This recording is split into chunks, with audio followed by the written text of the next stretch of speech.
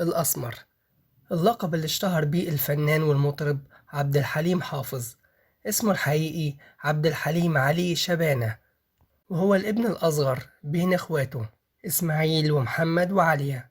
والدته توفت بعد ولادته بأيام قليلة، وقبل ما يبقى عبد الحليم عنده سنة اتوفى والده، وبعد كده تكفل خاله بتربيته، وكان بيلعب مع ولاد عمه في ترعة القرية، وبسبب كده انتقل له مرض البلهارسيا اللي بعد كده دمر حياته.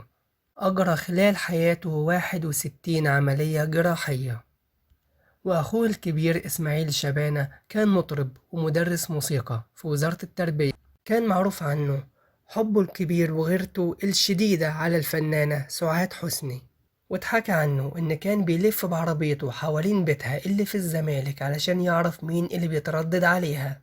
والفنان سمير صبري قال إن هو شاف قصة حب عنيفة وحب عاصف بين عبد الحليم حافظ وسعاد حسني على مدار 3 سنين، لكنه ما شافش وثيقة الجواز بتاعتهم.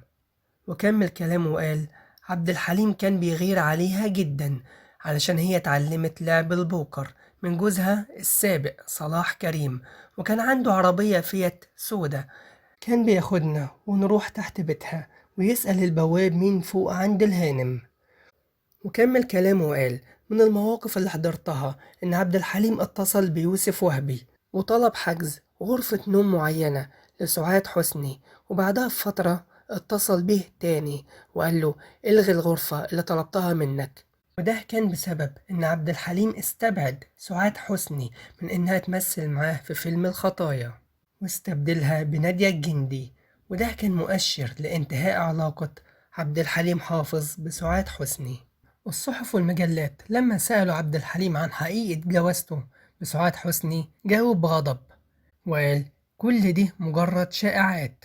حتى إن محررين الصحف اللي قابلوا عبد الحليم قالوا ما سبقش ليهم إن هم شافوا عبد الحليم بالشكل ده، وقالوا لما قرأ الخبر بدأ يتخانق وغضب جدا، وقال جواز من مين؟ من سعاد حسني؟ انتوا عارفين رأيي في الموضوع ده، موقفي من الجواز معروف.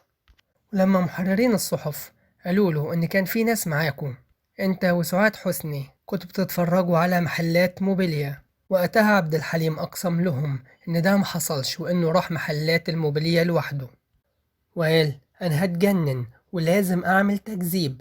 بس الصحفيين قالوا له إنك لو نشرت تكذيب هتأكد الإشاعة دي، والأفضل إنك تسكت لغاية ما الإشاعة تموت لوحدها.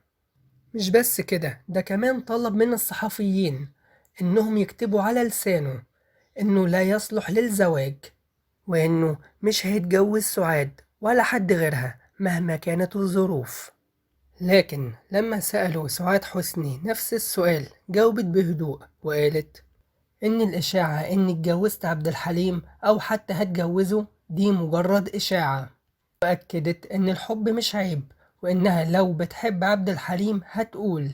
وقالت إنها مش بتفكر في الجواز، كل تفكيرها في مستقبلها الفني، ولو اتجوزت هيكون جواز علني مش في السر، لأن إخفاء شيء يعني إنه عمل غير مشروع. أما الناقد والكاتب محمود معروف قال إن العندليب الأسمر ما اتجوزش أبدا، لا من سعاد ولا من غيرها. وأضاف بالفعل عبد الحليم كان بيحب سعاد حسني وكان هيتجوزها، لكن أخته عليا رفضت ونصحته بإنه يتجوز من حد تاني علشان هي مش هتقدر تتفرغ ليه وقت مرضه. وأكد كده بإنه قال لو كان بالفعل سعاد اتجوزت عبد الحليم كانت أخدت ميراثها من عبد الحليم بعد وفاته. وقال إن عبد الحليم في البداية حب واحدة اسمها ديدي الشرقاوي وحبها حب جنوني، لكن البنت دي أصيبت بفيروس في المخ وتوفت بعد كده، وحزن عليها عبد الحليم حزن كبير.